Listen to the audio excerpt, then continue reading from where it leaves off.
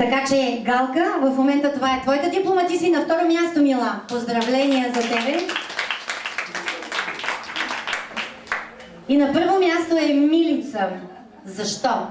4,4 кг, но тя направи нещо феноменално. Това са 8,6% мазнини.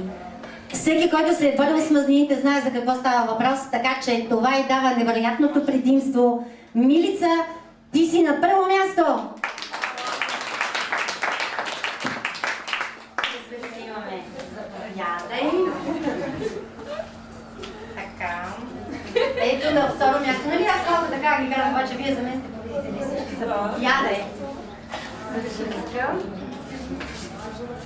Заповядай. Това са вашите медали.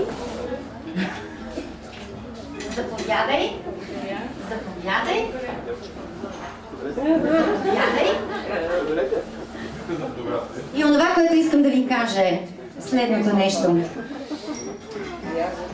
Запалено е звънчето. Имате го звънчето. То е във вас. Аз ви го давам и никога не го забравяйте. Дали ще звъни, ще зависи от вас. Заповядай. Заповядай. Заповядай, Мила.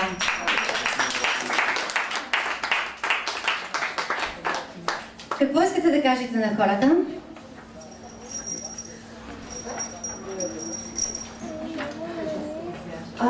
Искам с Еленка, която е невероятна. Да благодаря за това, че ме научиха наистина как да се грижа за себе си, как да се грижа и за семейството си. Да благодаря на моя приятел за това, че беше през цялото време до мен и че ме подкрепяше. Браво на Калината!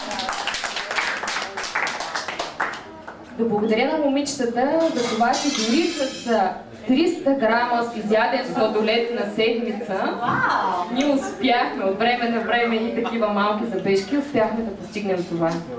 Благодаря. Браво! Браво!